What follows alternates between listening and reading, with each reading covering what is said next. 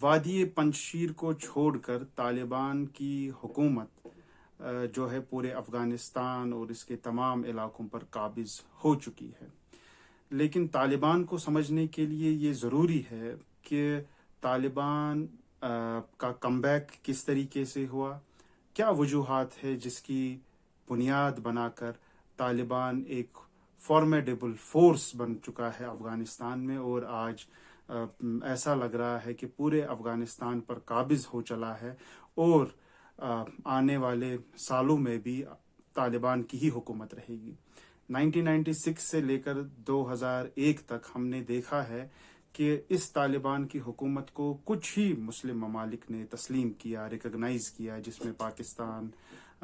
سعودی عربیہ اور UAE شامل ہے. لیکن جو ہی 2001 میں 9/11 اٹیکس کے بعد افغانستان پر امریکہ نے حملہ شروع کر دیا، تو یہ 3 ممالک بھی اور باقی تمام ممالک بھی اس کا ساتھ چھوڑ کر چلے گئے، اور امریکہ ہی نہیں بلکہ نیٹو کی تمام فورسز نے مل کر افغانستان پہ حملہ کیا، حملہ آور ہوئے، اور طالبان حکومت کچھ ہی مہینوں میں جو ہے ختم ہو گئی، اور اس کے جو ہے اکثر فائٹرز یا تو پاکستان کوئٹہ چلے گئے، یا کاندہار اور باقی جو ماؤنٹینس ریجنز ہیں وہاں چلے گئے، یا وہ مارے گئے لڑتے لڑتے، یا ان میں سے بہت سارے جو لوگ ہیں طالب جو تھے، چاہے وہ منسٹریل پوزیشنز میں تھے یا باقی گورنمنٹ انسٹیٹیوشنز میں تھے، ان کو باگرام بیس میں قید کر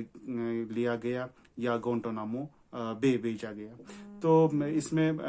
پاکستان جو کہ سب سے پہلے حامی بھی رہا ہے طالبان کو، اور طالبان کے بنانے میں ISI کا اور پاکستانی حکومت کا بہت ہی امپورٹنٹ رول رہا ہے. تو اس زمانے میں جب general Musharraf as a dictator قابض تھے پاکستان پہ، تو انہوں نے اپنی جو ان کی سوانح حیات ہے، آٹو بایوگرافی ہے ان دا لائن آف فائر، اس میں بڑے فخریہ انداز میں پہلے ایڈیشن میں یہ کہا تھا کہ ہم نے جو ہے پاکستانی حکومت نے کروڑوں روپیہ کمایا جو طالبان کے فائٹرز تھے یا طالب جو تھے ان کو، یا عام افغانی بھی ان کو امریکی سولجرز کے حوالے کر کے، اور اربوں روپیہ انہوں نے کمایا ان کو ہینڈ اوور کر کے. اور دوسرے ایڈیشن میں مشرف صاحب نے اس بات کی تردید کی اور تصحیح کی. تو یہ جاننا بڑا ضروری ہے کہ اس زمانے میں جب کہ طالبان یونائٹڈ نیشنز میں بار بار یہی گہار لگا رہے تھے کہ ہمیں جی ثبوت دیے جائے کہ اسامہ بن لادن ملوث ہے 9/11 اٹیکس میں، اس کے بعد ہم ان کو آپ کے امریکہ کے حوالے کریں گے. لیکن ایسا نہیں کیا گیا، اور پورے ملک پہ حملہ ہوا نیٹو کی طرف سے، US کی طرف سے، اس میں برٹین، فرانس، تمام یہ نیٹو میں جتنے بھی ممالک شامل ہے ان کا ساتھ رہا. پاکستان نے بھی امریکہ کا ساتھ دیا، بیسز فراہم کی جہاں سے کہ جہاز اڑان بھرتے تھے، قیدیوں کو لیا گیا، یا جتنے بھی افغانی بہت سارے تھے ان کو ہینڈ اوور کیا گیا پوچھ تاچھ کے لیے، آن دا پریٹیکسٹ کی یہ طالبان کے ساتھ منسلک تھے. لیکن اس تمام عذاب، ظلم اور آکوپیشن کے باوجود ہم 2 دہائیوں کے بعد دیکھتے ہیں کہ آج جو ہے طالبان از سر نو برسر اقتدار آ چکے ہیں. تو اس کی کیا وجوہات ہے یہ جاننا ذرا ضروری ہے. دیکھیے افغانستان کی جو ہسٹری رہی ہے اس میں انہوں نے کبھی بھی جو ہے باہری ممالک یا سامراجیوں کی یا آکوپیشنز کو ایکسیپٹ نہیں کیا ہے، وہاں ہمیشہ اس کے خلاف ریزسٹنس رہی ہے. یہ صرف طالبان نے نہیں ریزسٹ کیا ہے بلکہ اس سے پہلے جو مجاہدین تھے جنہوں نے USSR کے خلاف لڑا وہ بھی اس چیز کو ریزسٹ کر رہے تھے، یا اس سے پہلے برٹش امپائر کے خلاف بھی افغانیوں نے صریحاً جو ہے ریزسٹ کیا ہے، ان کی حکومتوں کے یا ملٹرائزیشن کے خلاف انہوں نے لڑا ہے. تو یہ ایک بہت بڑا فیکٹر ہے کہ جو وہاں پر کلچرلی یا سوشلی ایکسیپٹیبل ہے کہ جب بھی کوئی باہر کی حکومت افغانستان پہ قابض ہوں تو اکثر لوگ جو ہے ان کے خلاف لڑتے رہتے ہیں. تو یہی معاملہ امریکیوں اور نیٹو فورسز کے خلاف بھی 2 دہائیوں سے چلتا آ رہا ہے، جس کی وجہ سے کہ اب جو ایک پلان بنایا تھا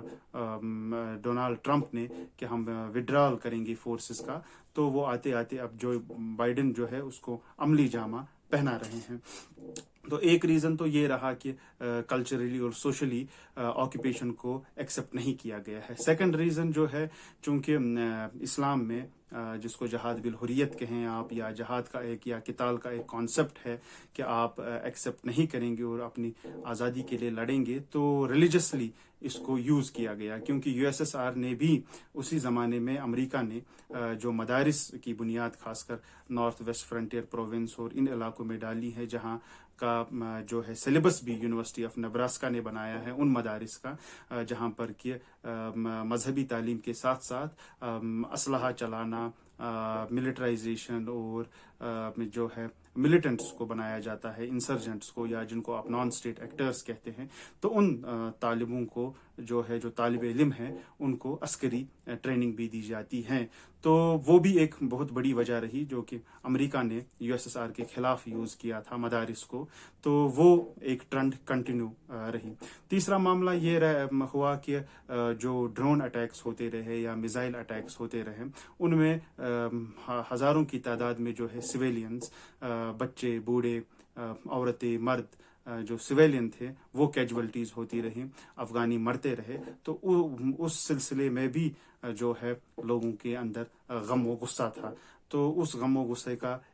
وہ اظہار ریگولرلی کرتے رہتے تھے، اور اس کا سپورٹ ڈائریکٹلی طالبان اور اس جیسے گروپس کو ملتا رہتا تھا. ساتھ ہی ساتھ جو آئی ایس آئی نے یا پاکستانی اسٹیٹ نے بہت امپورٹنٹ رول پلے کیا ہے طالبانوں کو ریفیوج دینے میں، یا ان کو سپورٹ کرنے میں تھرو ایمونیشن، یا گیونگ دیم ریفیوج ان پاکستان. تو اس سے بھی یہ طالبان ریزسٹنس ہے وہ چلتی رہی. اور ساتھ ہی ساتھ ٹوپوگرافی کا بھی بڑا ہی امپورٹنٹ رول رہا ہے، کیونکہ Afghanistan mostly is comprised of mountains regions اور ڈرائی کائنڈ آف ڈیزرٹس. تو وہاں پر جو ہے ملٹرائزیشن کامیاب نہیں رہتی ہے. تو وہ بھی ایک بہت بنیادی وجہ رہی کہ دن میں اگر وہاں پر حکومت جو ہے آکوپیشن یا امریکی ٹروپرس یا نیٹو ٹروپرس کی رہتی تھی، تو رات گئے وہاں پر جو ہے طالبانی حکومت واپس آ جاتی تھی. اور ایک ریزن یہ ہے کہ جن افغان نیشنل آرمی یا پولیس کو امریکہ نے ٹرین کیا، تو ان میں سے بہت سارے جو ہے وہ طالبان یا اس طریقے کے گروپس کے سمپیتھائزر تھے. تو سمپیتھائزر ہونے کی وجہ سے بہت دفعہ ایسا ہوتا تھا کہ وہ ڈیزرٹ کر جاتے تھے ود آرمز اینڈ ایمونیشن، اور طالبان کی طرف ٹرن اوور کرتے تھے. اور ساتھ ہی ساتھ ایسا بھی ہوتا تھا کہ بہت سارے جو سپائز اس آرمی یا پولیس میں کام کرتے تھے، دے ور ورکنگ